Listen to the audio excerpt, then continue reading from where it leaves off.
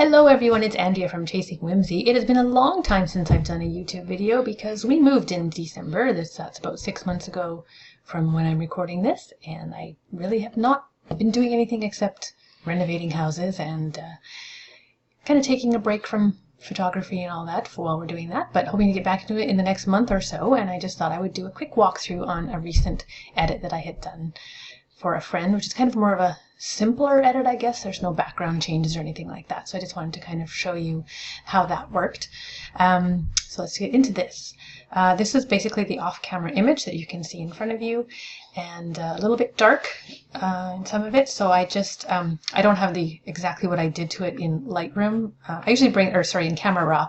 I'll bring it into Camera Raw and just, usually I just lift the shadows a little bit. So this is basically where I brought it to. Just, I think I mostly, I'll bring down whites if they're, the highlights if they're too blown, not blown, but, adjust the highlights down. And then I've just lifted the shadows, I think, a little bit. And that's probably all that I did in there because it wasn't too bad otherwise in this one. Anyway, so I got to there, and then I'll just zoom in really a little bit closer so you can see. I didn't do quite as much on this one. I'm trying to work on kind of a more basic edit that I'll be able to offer at a lower price point, just to give more option to people in what they're doing. So it might not be quite as heavily painted, but I still want to make sure I have that signature painted style, which is my own. So I just did a little bit of smoothing. If you look at Mom's face, a little bit of smoothing. I do use the Greater Than Gatsby Innocence Collection retouch for that. You could do the same thing. A lot of times just the denoise filter in Photoshop will do a nice job for you with that. So I just run the smoother no details lightly on her skin there. Just some of the shadows and things I took off of her skin. She was a little bit too pink in her face, so I took out some of the red. And again, that's with a corrector from that group. But again, you can use a selective color adjustment or use curves, or however you can reduce your red a little bit. And then added a skin tone almond because her face was kind of pasty white compared to the rest of her skin, so I used a painted on skin tone color. Again, super easy in levels to adjust skin. If you actually look at through the videos on the channel, there is one about using levels to adjust skin color, which you could do the exact same thing. And then I just added, if you watch her eyelashes, so we're using an eyelash brush, I just darkened those a little bit. She doesn't tend to wear a lot of makeup. This is a friend of mine, actually. And so I didn't want to do a whole lot for her in terms of that. And then a lot of times when they're sitting together this closely, it's really awkward if they're actually wearing wings. So I didn't have them wearing wings. But I have in the past taken a photo of my wings in this position, because this is a common position that I will shoot with a mom and a daughter.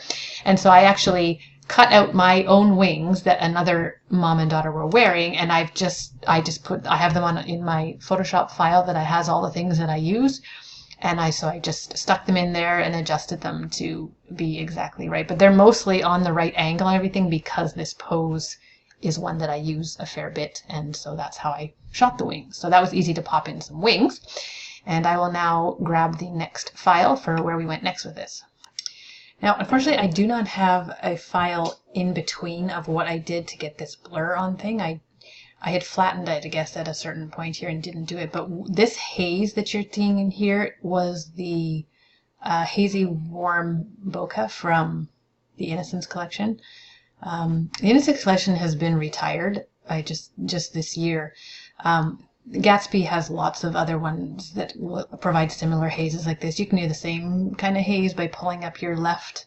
If you pull open a curves adjustment layer and pull up the bottom left corner and play with the different color channels, you can do this kind of, you're bringing the blacks softer, which gives you that sort of a haze, and you can then color them to different tones. But anyways, that's why it has this sort of look, and then I've removed it from them. So it kind of gives a golden, misty look to it, which is what I did on that. Now, Gatsby had a new collection come out as well, which was the Portrait Retouch.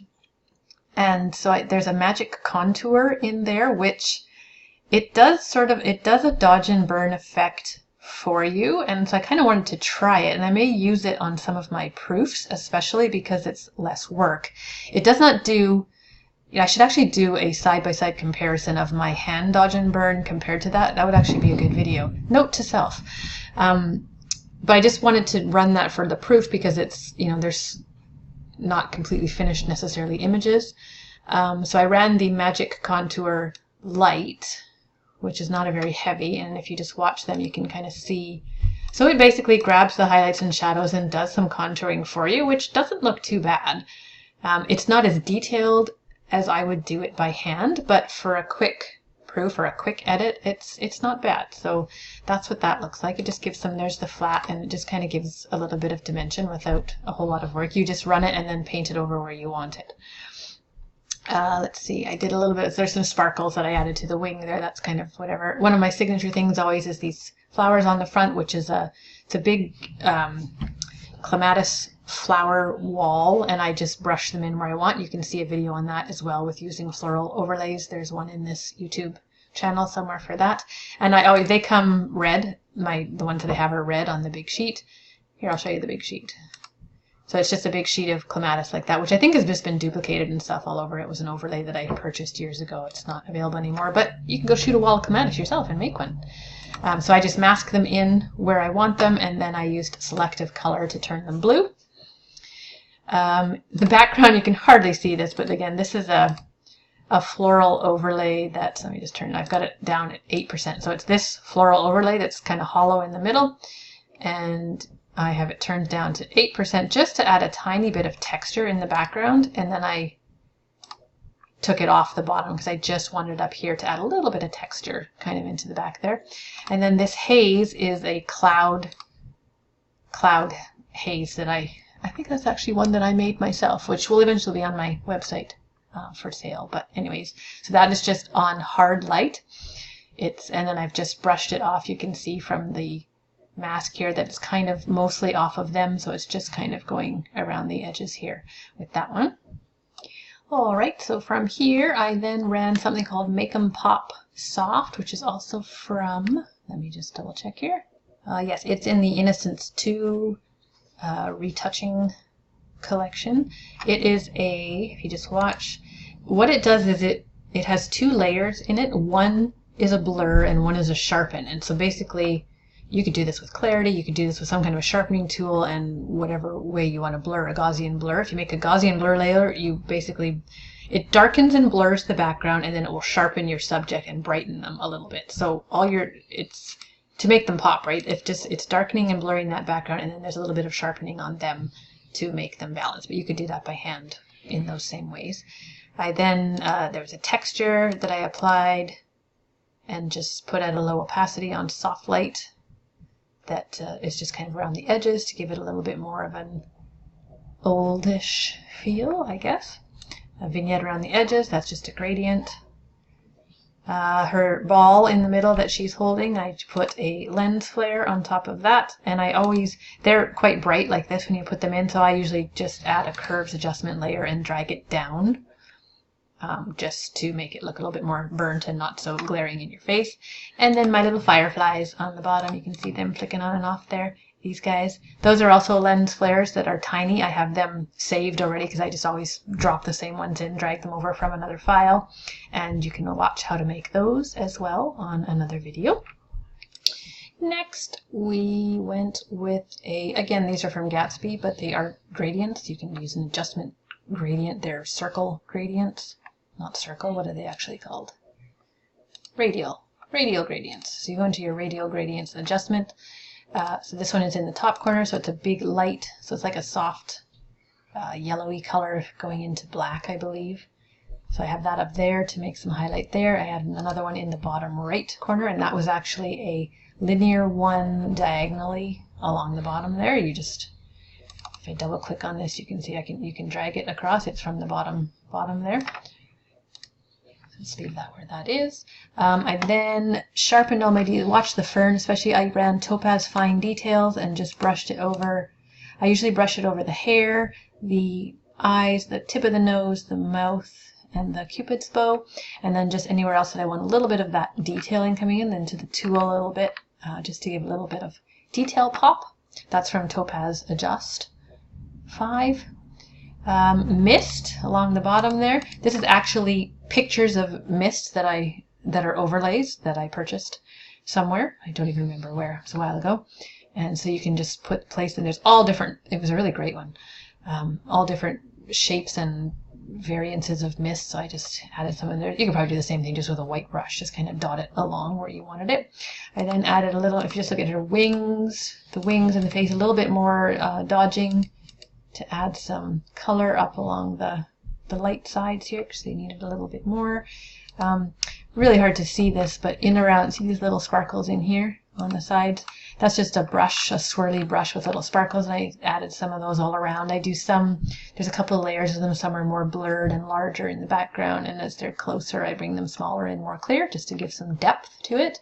This is sort of just a matte, it's just called Matte Soft Pearl, which is from Gatsby's original retouching set.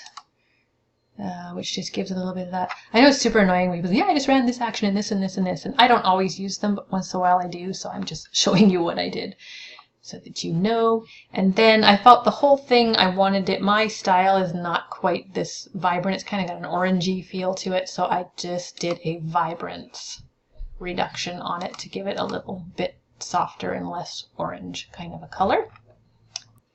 Then we did a little bit more dodging on Mum's wings and a little bit down here on the dress. Just little areas I felt needed a little more, a little kiss of light. Then I did a levels adjustment just to brighten up some of the shadows that were around in here. These are all little fiddly things that was just like, hey, what does it need? I want it a little bit more hazy, so I brought up the shadows a little bit there. I popped right in the center of them. I did a curves adjustment. I just brightened it a little bit and made a big dot, as you can see from this right here in the mask. It's kind of just right in the middle over them. And that was just, let's pull up my curves.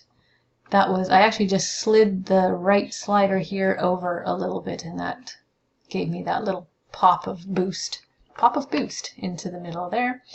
And then once again, oh, that was sort of just a, this I felt was too bright along the edge where it would have been ducking under the flowers, so I actually painted a little bit of black just over top of that at a really low opacity.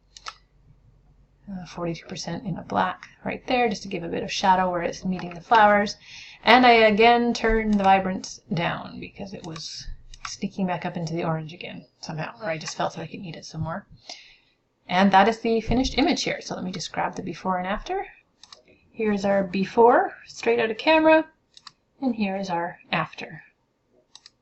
Before, after.